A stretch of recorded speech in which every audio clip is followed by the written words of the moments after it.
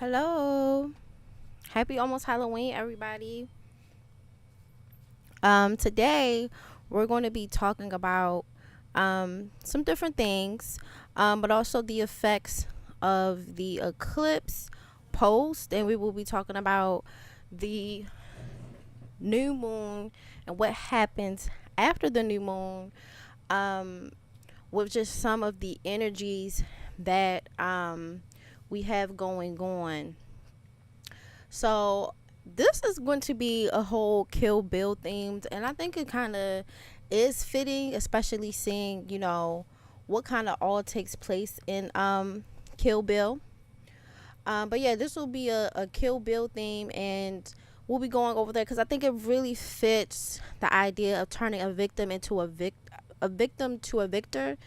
And I think right now, gearing up, a lot of people are struggling with the eclipse. Hey Rex, that will be in a couple of days. I have that stream up, and it will actually occur on the 28th, and we're at the 26th. But this new moon will occur November 13th, and we'll feel the effects all the way out to the 26th of November.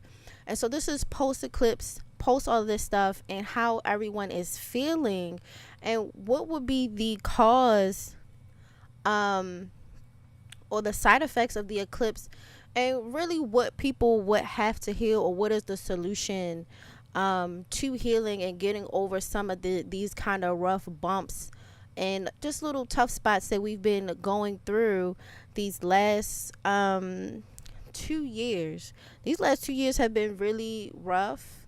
It was a little bit post the eclipse, post C19, and all of these types of rough types of events, and people are still trying to heal and recover from this, but also, like, all the more so underworld or scorpionic themes that people have gone through, and trying to recover from. So I think that it will be very fascinating just to see. But I did say, we would have, I guess you could say, fruits of the underworld, or things that people can heal from and really grow from, if they're able to, I guess you could say, how well they're able to digest whatever has happened to them in these past couple years. And I know it can be hard to think about how we can digest some of these things, but it really just depends. Hey Rex, hey Gemini, hey AC. So, it really just depends on how well we're going to digest and acclimate to new identities.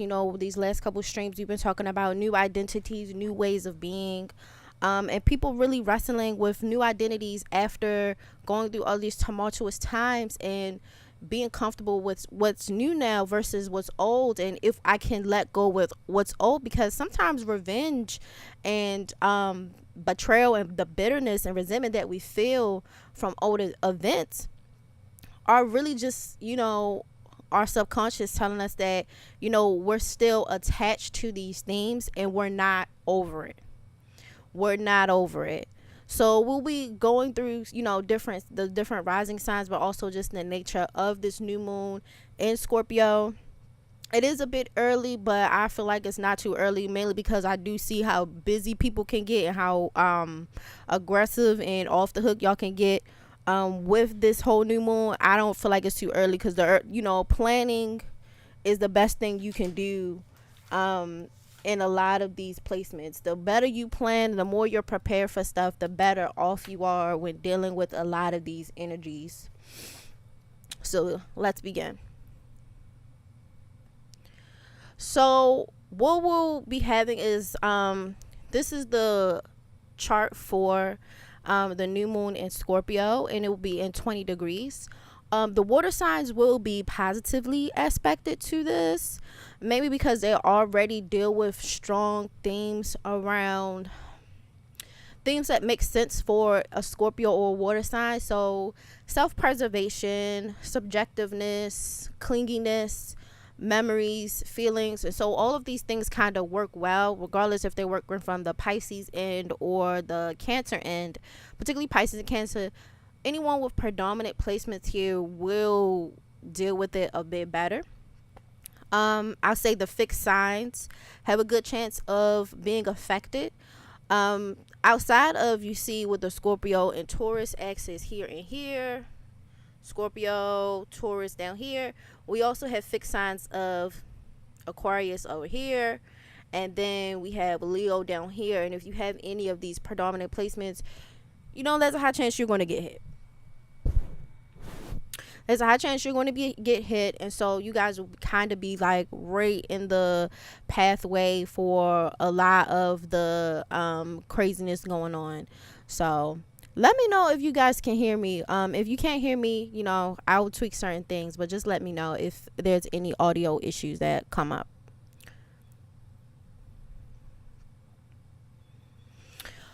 Okay, so when we get into the Scorpio placements and stuff like that, Scorpio is a fixed sign. That means it's constant, it's ongoing, and there's a strong sense of stability, and it deals with excretion, elimination, and transformation, things that we purge out. And even when we talk about like medical astrology, it deals with placements. It deals with body parts that excrete or release things. So the butthole, the genitals, this is why Scorpio rules sex. Even the nose, like things that it excretes and it releases. Well, these are some of the fixed stars that Scorpio will be under, and this deals with the south scale and the north scale. So there's a part into Scorpio where it deals with judgment and value. And I remember a couple months ago we talked about Venus going down into the underworld, and we have the Venus cycle renewed. Now we just have Venus renewed in the underworld, but Scorpio is the underworld in the sense that there's a value system that comes through, and people have to weigh and I guess you could say critique what is valuable and what is most important, and what they must get rid of and what they must add to. So the south scale, or the south claw of Scorpio, rules loss, theft, betrayal, abuse, venereal disease, poisoning, drownings, anguish, revenge, and criminality.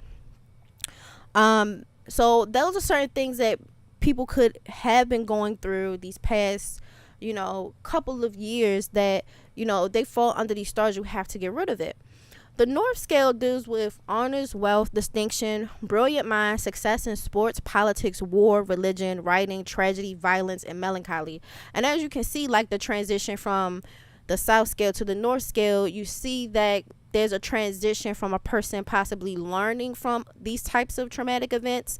And what do they learn? They learn how to do warfare better. They learn politics. They learn how to write. They learn how to have a brilliant mind. They get honors. You see the transition. So we also deal with Serpentis, which is a cursed star, or is linked to tragedy and misfortune. But we also have Alpha Serpentis, which is success followed by a fall, suicide, insanity, accidents, success in war, politics, writing, problems in love, forgery, shipwrecks, loss, earthquake. And then we have Agena, which is good health, high morals, disillusion through love, success with the masses. And honestly, Agena is the highest star in this whole cluster. So as you can see, as you move through the degrees of Scorpio, dealing with treachery, harder dynamics, harder learned lessons, abuse, and toxic dynamics, you do get more and more honors as you move through the underworld, or as you move through more darker scorpionic themes. I also want anyone to hear me reading out like the OG stars and what they rule in Scorpio and how the clusters are. It doesn't necessarily mean that you'll literally have this, but it can imply that. So like sometimes when you have something like blindness, it doesn't mean you will be actually blind. It could mean that you lack perception, and maybe you kind of miss the mark. Or if you have like something like drowning, yes, the original one could be implied, but it can also mean being overwhelmed or overtaken by some events that wherever those planets or those stars are, so just keep that in mind. But as you can see, these are more harder, more grittier placements that the new moon is going to show up in. And the new moon deals with new beginnings and new adventures, but also banishing and releasing things. Hey Steve. So these are the dynamics we're in. Now when we're in Taurus Taurus deals with accumulation, abundance, and stability. Uranus is there right now, and Uranus is really about change and instability, and also innovation and moving things to higher dynamics or higher octaves, which already shows like Taurus in Uranus kind of have certain things that they just don't agree with. So there's certain forms where they just really don't agree with, or there's less harmony in these placements. But overall, Uranus is in a star called Reina of love of knowledge, science, much travel, many changes, positions of authority, accidents at sea, and drowning, and Zaruka or Zarek, which deals with melancholy, fear of death, suicidal tendencies. Again, doesn't mean you'll actually necessarily have those two AT, but you know, when we're moving to new things or we're learning new ways of being, which again, Uranus likes to learn new things, it likes to be in new things. And there are certain degrees in Taurus where it likes to learn new things and do new things as well, or love of knowledge and science and travel. Sometimes moving and changing and transitioning can cause a little nostalgia, and there could be some sadness there. Now, where we can really have healing at and we can change from being a victim to a victor is where we have Pisces, where there's acceptance, unity, and healing. And right now, Pisces is in a star called Merkab, which deals with violence, honors, riches, the star of sorrow, literary and legal problems, accidents, and Sheep, which deals with imprisonment, murder, suicide, drowning, and extreme misfortune. And I know that sounds weird. It's like, how can we get healing and unity from extreme misfortune? Well, you know, we all kind of, these past couple years, a lot of people have been going through extreme misfortune and going through harder things, but dealing with acceptance and healing and just trying to heal and move on through soul shattering events, you can heal from them, and they can really make you more resilient and make you a better person. And this is where we are. And so right now we have the sun, the moon, and Mars all coalescing into Scorpio, giving us new opportunities to transform and purge these parts. And the sun deals with who we are at our core, at heart. It deals with vitality and vision. And so maybe this could deal with how well we're passionate about who we are as a person, how self-reliant we are, secret identities, and financial security. And maybe who we are has been kept secret, or maybe it hasn't been seen. And so now we're going through harder times because it's now required that we perform who we are. You know, so I know people say, you know, you don't really know who you are until you go through hard times. Well, we're here now, and I know y'all have noticed it. Like, people have been more starting to get, as the days go on, they're starting to get more irritable. A lot more people are looking more ruthless, and they're kind of looking for more bloodlust, more confrontational. They're looking for more fights, and it's because people are, like we talked about in the previous streams, they're stuck in karma. They're dealing with all these hard emotions, bitterness, resentment, but we haven't really examined where we learned or where we have grown past or healed, or where we had learned new skills from people just doing us dirty or treating us awful, or where we have gone through hardships and where we've grown or come out on the other side. You know, because there's a lot of times people go through hard events and it does suck. It's not like your first choice, but people can grow and change and morph into something different, more resilient and more stronger to get to the other side. So moon deals with body, cycles, women, family, and feelings. And so now we're having more intense feelings, more subjective feelings, emotionally taxed, debt, insurance, inheritance. And this can deal with even our health, like body is going through so many cycles and so many things that we have to heal. The body has accumulated so much taxes or debt where we must clear the ledger and take care of our health. There are certain things that cyclically must happen where it wants to clear the ledger and start over. We can get into issues with women, family, and feelings. All these things kind of coalesce together. The last one is Mars, which deals with force, action, and tools. And so now we have more tools and more action. Now we're more determined, we're more stubborn, and we have more ferocity and fierceness and consistency to get through harder times or to get through more strenuous things.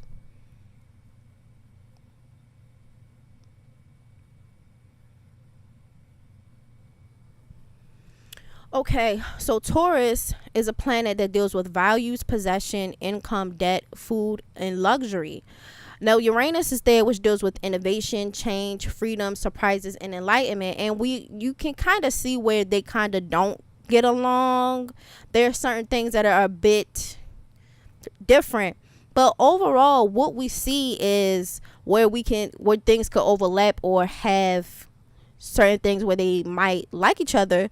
Financial freedom, having enlightenment or innovations or more freedom in our values, or maybe we become more enlightened about what I do possess as a person. What do I own? What do I have in mass? Like, I have a whole bunch of this. I have a lot of it. We also have values, and I can be enlightened about what I actually value and what I don't. And as we talked about before, Taurus deals with accumulation or build up, stability, the rhythm of stability, where Scorpio deals with purging and releasing and elimination. And through the releasing of things that are no longer necessary, we can get transformation, and we can get a refinement of our self-will and a refinement of our own identities. So they do have some opposition, but what we do go through is, through all of these changes, we learn, or we have like a aha moment, like, you know what, this is really what I want, this is what I value, or you know what, I need to innovate or change, how I deal with debt, how I deal with possessions or owing things or burdens, how I change my burdens, how I want to be free from certain things that are burdening me, that are overwhelming me. And also surprises to forms of stability. What we thought we could bet on, we can no longer bet on, and it's no longer a thing. So the aspects here deals with Moon conjunct Mars, which gives us irritability, conflicts, and passion. And the Sun conjunct Mars, which gives us attitude, accidents, anger, strong point of views, strong vitality, and strong sexual impulses, or just impulses in general. Under here, we have hidden themes exposed. We have emotional subjectivity, clinginess, being protective while also being barren. And so dealing with, we feel like we have nothing and wanting to protect what we have. And I think really what the main gist of this is people wrestling with being nurtured versus nurturing other people, and wanting to compete with others. People can be more quarrelsome, willful. And if people are nice, I do notice too, like, there'll be more things where people might wrestle with illnesses, because some of these placements can be quite malefic and nasty. And so if people are nice, or if they're trying to repress these things, they could be more prone to illness. And what we want to see is what we do to express our anger and our rage and our ruthlessness and our selfishness. How can we express these themes in a more refined way? And we deal with emotional movement. So people have things where they could be blushing more, nausea, fever, skin eruptions, or skin issues with the skin. They could have people with issues in pregnancy and thyroid issues. We overall have things where people have fast metabolism, fever, and issues with elimination organs functioning well, or detoxifying organs. So like the liver detoxifying well, the nose detoxifying well, colon issues, like things like that. So we can see a lot more of these things come to the surface. But overall, because people are struggling to integrate a lot more of these darker energies, people can be more prone to get into accidents and to possibly get into trouble, so that's what you would have to consider.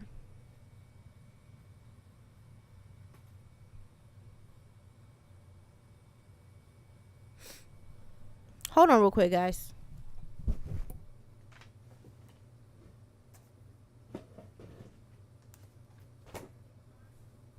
No.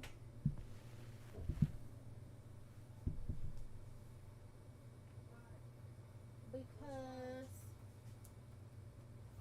what's wrong?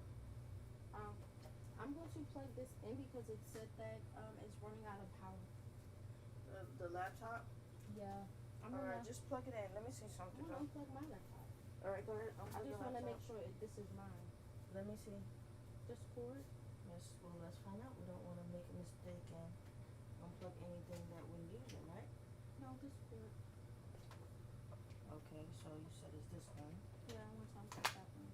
This one right here? Mm-hmm. Alright, so I'll unplug it right now. This is the one. One.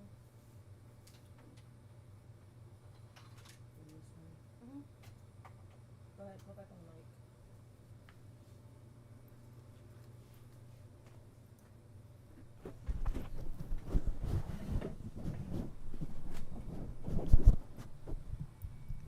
Thank you.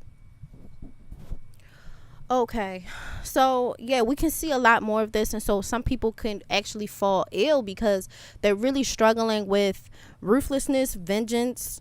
Again, all of these dark plutonic themes